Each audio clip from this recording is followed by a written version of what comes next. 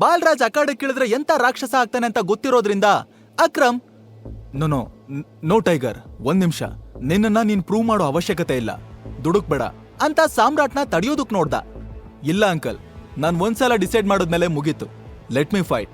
ಇವತ್ತು ಬಾಲ್ರಾಜ್ ನನ್ ಮುಂದೆನೆ ನನ್ನ ಐಡೆಂಟಿಟಿ ಬಗ್ಗೆ ಕ್ವಶನ್ ಮಾಡಿದ್ದಾರೆ, ನಾಳೆ ಇನ್ಯಾರೋ ನನ್ ಬೆನ್ ಹಿಂದೆ ಕ್ವಶನ್ ಮಾಡ್ತಾರೆ. ನಾನೇ ಸಂಜಯ್ ಮಗ ಟೈಗರ್ ಅಂತ ಪ್ರೂವ್ ಮಾಡೋದಕ್ಕೆ ಯಾವ ರಿಸ್ಕ್ ಬೇಕಾದ್ರೂ ತಗೋತೀನಿ. ಸಾಮ್ರಾಟ್ ನಡೆ ನುಡಿ ಎಲ್ಲ ಸಂಜಯ್ ತರಾನೇ ಇತ್ತು. ಅವನು ಅಷ್ಟೇ, ಒಂದು ಸಲ ನಿರ್ಧಾರ ಮಾಡ್ದ ಅಂದ್ರೆ ತಲೆ ಮೇಲ್ ತಲೆ ಹೋದ್ರೂ ಅವ್ನು ಬದಲಾಯಿಸ್ತಾ ಇರ್ಲಿಲ್ಲ.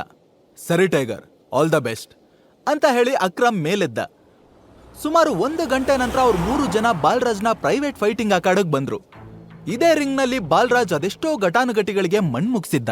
ಇವತ್ತು ಸಾಮ್ರಾಟ್ ಸ್ಥಿತಿನೂ ಅದೇ ಆಗುತ್ತೆ ಅನ್ನೋ ಹುಮ್ಮಸ್ನಲ್ಲಿ ಬಾಲ್ರಾಜ್ ಕೋಟು, ಶೂಸ್, ವಾಚ್ನೆಲ್ಲ ಬಿಚ್ಚಿ ರೆಡಿ ಆದ. ಆ ಕಡೆ ಸಾಮ್ರಾಟ್ ಕೂಡ ಶರ್ಟ್ ಸ್ಲೀವ್ಸ್ ಮಡ್ಚ್ಕೊಂಡು ರೆಡಿ ಆದ. ಇನ್ನೇನು ಇಬ್ರು ಅಖಾಡಕ್ಕೆ ಇಳಿಬೇಕು ಅನ್ನೋಷ್ಟರಲ್ಲಿ ಬಾಲ್ರಾಜ್, ಮತ್ತೊಂದ್ಸಲ ಯೋಚನೆ ಮಾಡು ಸಾಮ್ರಾಟ್, ನಾನ್ ಇದುವರೆಗೂ ಈ ಅಖಾಡದಲ್ಲಿ ಸೋತಿರೋ ಉದಾಹರಣೆನೇ ಇಲ್ಲ ಅಂತ ತಾನೇ ಗೆಲ್ತೀನಿ ಅನ್ನೋ ಓವರ್ ಕಾನ್ಫಿಡೆನ್ಸ್ ನಲ್ಲಿ ಹೇಳ್ದ. ಅಷ್ಟೇ ಕಾನ್ಫಿಡೆನ್ಸ್ ನಿಂದ ಸಾಮ್ರಾಟ್ ಕೂಡ, ಹೌದು ನೀವ್ ಸೋತಿಲ್ಲ, ಯಾಕಂದ್ರೆ ಈ ಟೈಗರ್ ಜೊತೆ ನೀವ್ ಯಾವತ್ತೂ ಫೈಟೇ ಮಾಡಿಲ್ವಲ್ಲ, ಬಟ್ ಇವತ್ತು ಸೋಲಿನ ರುಚಿ ಹೇಗಿರುತ್ತೆ ಅಂತ ಟೇಸ್ಟ್ ಮಾಡಿಸ್ತೀನಿ ಅಂತ ಟಾಂಗ್ ಕೊಟ್ಟ. ಬಾಲ್ರಾಜ್ ಏನು ರಿಯಾಕ್ಟ್ ಮಾಡ್ದೆ, ಅಕ್ರಮ್ ಕಡೆ ನೋಡಿ, ಹಾಗಾದ್ರೆ ಯಾರ ಮೇಲ್ ಬಾಜಿ ಕಟ್ತೀಯ, ನಾನೋ ಇಲ್ಲ ಇವನೋ ಅಂತ ಕೇಳ್ದ. ಅಕ್ರಮ್ ಪ್ರೌಡ್ ಫೀಲ್ ಅಲ್ಲಿ, ಇದಂತ ಕ್ವಶನ್ ಬಾಲ, ಟೈಗರ್ ಇರೋವಾಗ ಬೇರೆಯವ್ರ ಮೇಲೆ ಬಾಜಿ ಕಟ್ಟೋದ? ನೋವೇ, ಗೆಲ್ಲೋದೇನಿದ್ರು ನಮ್ ಮರಿ ಟೈಗರ್ರೆ, ಮುಂದುವರ್ಸಿ ಅಂತಂದ. ಬಾಲ್ರಾಜ್ಗೆ ಅವಮಾನ ಆದ್ರೂ ಅದನ್ನ ನಗು ಮುಕ್ತಿಂದಾನೆ ಕವರ್ ಮಾಡ್ಕೊಂಡು,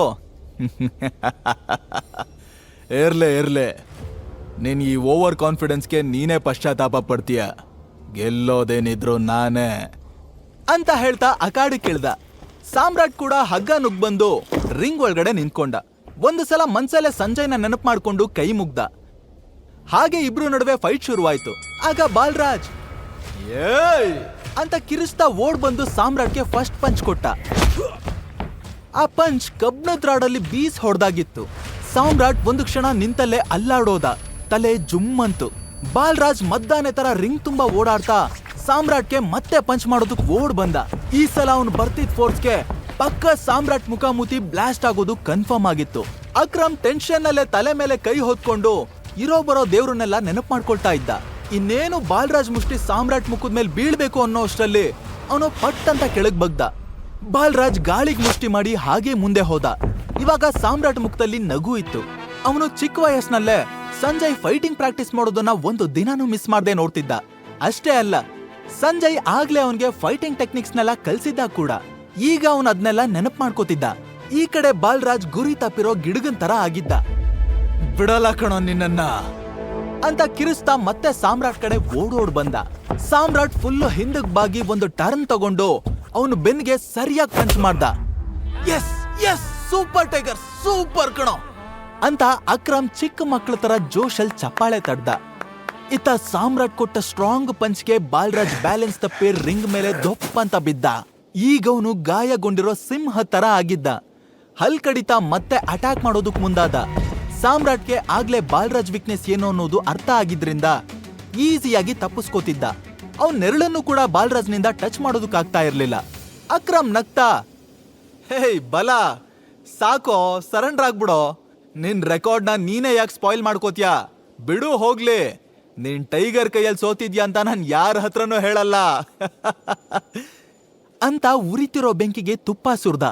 ನೆಕ್ಸ್ಟ್ ಮೂಮೆಂಟೇ ಬಾಲ್ರಾಜ್ ಸಿಟ್ಟಲ್ಲಿ ನೆಲ ಗುದ್ದಿ ಮೇಲೆದ್ದ. ಇವಾಗ ಅವನು ತನ್ನ ಫುಲ್ ಸ್ಟ್ರೆಂತ್ ಬಿಟ್ಟು ಫೈಟ್ ಮಾಡೋದಕ್ ರೆಡಿ ಆದ.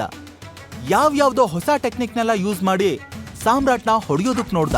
ಆದ್ರೆ ಸಾಮ್ರಾಟ್ ಈಸಿಯಾಗಿ ಡಿಫೆಂಡ್ ಮಾಡ್ಕೋತಿದ್ದ. ಹೇಗೆ ಒಂದು 15 ನಿಮಿಷ ಕಳೀತು.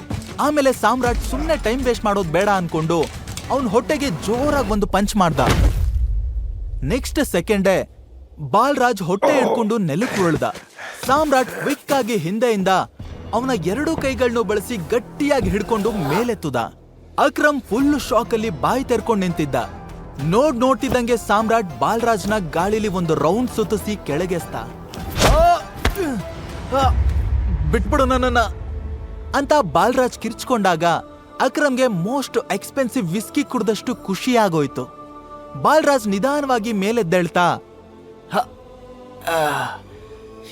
ಇದನ್ನೆಲ್ಲ ಎಲ್ಲಿ ಕಲ್ತೆ?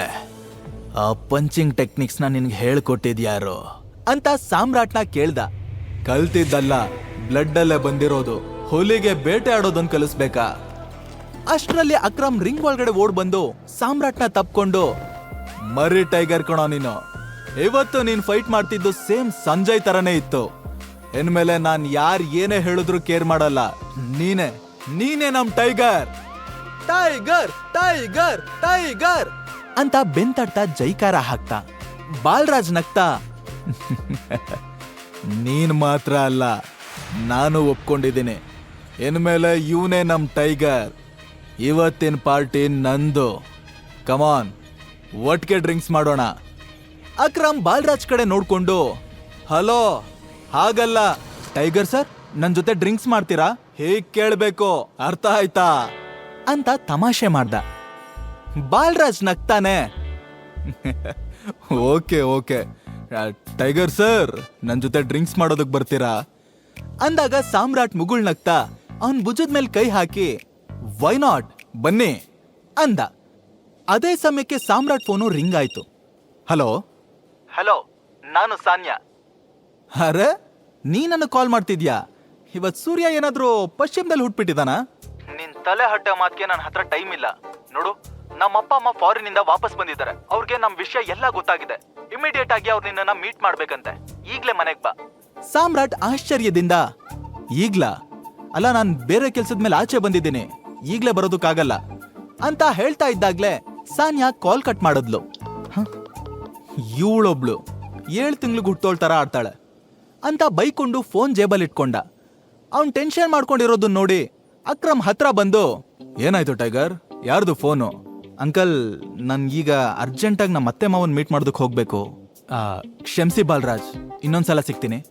ಬಾಲರಾಜ್ ಶಾಕಲ್ಲೇ ಹುಬ್ಬೇರ್ಸಿ, ಅತ್ತೆ ಮಾವನ? ಟೈಗರ್, ನಿನಗ್ ಮದ್ವೆ ಆಗೋಗಿದ್ಯಾ ಅಂತ ಕೇಳ್ದ. ಹಾ, ಅದೊಂದು ದೊಡ್ಡ ಕತೆ, ಇನ್ಯಾವಾಗ್ಲಾದ್ರೂ ಹೇಳ್ತೀನಿ. ಓಹ್, ಓಕೆ.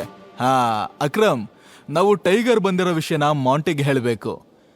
ತಕ್ಷಣ ಅಕ್ರಮ್, ನೋನೋ, ಈಗ್ಲೇ ಟೈಗರ್ ಬಂದಿರೋ ವಿಷಯ ಯಾರಿಗೂ ಗೊತ್ತಾಗೋದ್ ಬೇಡ. ಸದ್ಯಕ್ಕೆ ಮಾಂಟಿ ಏನ್ ಮಾಡ್ತಾ ಇದ್ದಾನೋ ಅದನ್ನ ಕಂಟಿನ್ಯೂ ಮಾಡ್ತಾ ಇರ್ಲಿ ಅಂದ. ಅವನ್ ಯಾಕೆ ಹೀಗೆ ಹೇಳ್ತಾ ಇದ್ದಾನೆ ಅಂತ ಸಾಮ್ರಾಟ್ಗೂ ಅರ್ಥ ಆಯ್ತು. ಹಾ ಸರಿ ಅಂಕಲ್, ನೀವ್ ಹೇಳ್ದಾಗೆ ಆಗ್ಲಿ, ನಾನೀಗ ಹೊರಡ್ತೀನಿ. ಬಟ್ ನೆನ್ಪಿದೆ ಅಲ್ವಾ, ನನ್ಗೆ ಹೊಸ ಕೆಲ್ಸ ಬೇಕು. ನೆನ್ಪಿದೆ ಟೈಗರ್, ನೀನ್ ನಾಳೆ ನಮ್ಮ ಆಫೀಸಿಗೆ ಬಾ, ನನ್ನ ಸೆಕ್ರೆಟರಿಗೆ ಹೇಳಿರ್ತೀನಿ. ನೀನ್ ಹೇಳಿದ ಕೆಲ್ಸ ಆಗತ್ತೆ. ಸಾಮ್ರಾಟ್ ಥ್ಯಾಂಕ್ ಯು ಅಂತ ಹೊರಡೋ ಅಷ್ಟರಲ್ಲಿ ಅಕ್ರಮ್ ಅವನ್ ಕೈಗೆ ಒಂದು ಬ್ಯಾಗ್ ಕೊಟ್ಟು, ಹೇಗೂ ನಾವು ಒಟ್ಟಿಗೆ ಡ್ರಿಂಕ್ಸ್ ಮಾಡೋದಕ್ಕಾಗ್ಲಿಲ್ಲ, ಅಟ್ಲೀಸ್ಟ್ ನೀನಾದ್ರೂ ನಿಮ್ಮ ಅತ್ತೆ ಮಾವನ್ ಜೊತೆ ಡ್ರಿಂಕ್ಸ್ ಮಾಡು. ತುಂಬಾ ಕಾಸ್ಟ್ಲಿ ಡ್ರಿಂಕ್ಸ್ ಇದು, ಖಂಡಿತ ಅವ್ರು ಖುಷಿ ಪಡ್ತಾರೆ ಅಂತ ಹೇಳ್ದ. ಸಾಮ್ರಾಟ್ ಮುಗುಳ್ನಾಗ್ತಾನೆ ಅಲ್ಲಿಂದ ಹೊರಟ. ಅಕ್ರಮ್ ಅವನ್ ಕಡೆನೆ ನೋಡ್ತಾ, ಸಂಜಯ್, ನಿನ್ನ ಮಗ ನಿಜವಾಗ್ಲೂ ಟೈಗರ್ ಕಣೋ. ನೀನ್ ಏನ್ ಮಾಡ್ಬೇಕು ಅಂತಿದ್ಯೋ ಅದನ್ನ ನೀನ್ ಈ ಮರಿ ಟೈಗರ್ ಪ್ರೂವ್ ಮಾಡಿ ತೋರಿಸ್ತಾನೆ. ನಮ್ಮೆಲ್ಲರ ಭರವಸೆನೂ ಅವನು ಉಳಿಸ್ಕೋತಾನೆ ಅಂತ ಹೆಮ್ಮೆಯಿಂದ ಹೇಳ್ಕೊಂಡ. ಈಗ ನೀವು ಪಾಕೆಟ್ ಎಫ್ಎಂ ನಲ್ಲಿರೋ ಎಲ್ಲಾ ಶೋಗಳನ್ನ ಈಸಿಯಾಗಿ ಕೇಳಬಹುದು. ಈಗಲೇ ಡೌನ್ಲೋಡ್ ಮಾಡಿ ಪಾಕೆಟ್ ಎಫ್ಎಂ ಮತ್ತು ಕೇಳಿ ದೇಶ ವಿದೇಶದಲ್ಲಿ ಫೇಮಸ್ ಆಗಿರೋ ಟೈಗರ್ ರಿಟರ್ನ್ಸ್ ಅನ್ನೋ ಮೈ ನವಿರೇಳಿಸೋ ಕಥೆಯನ್ನ.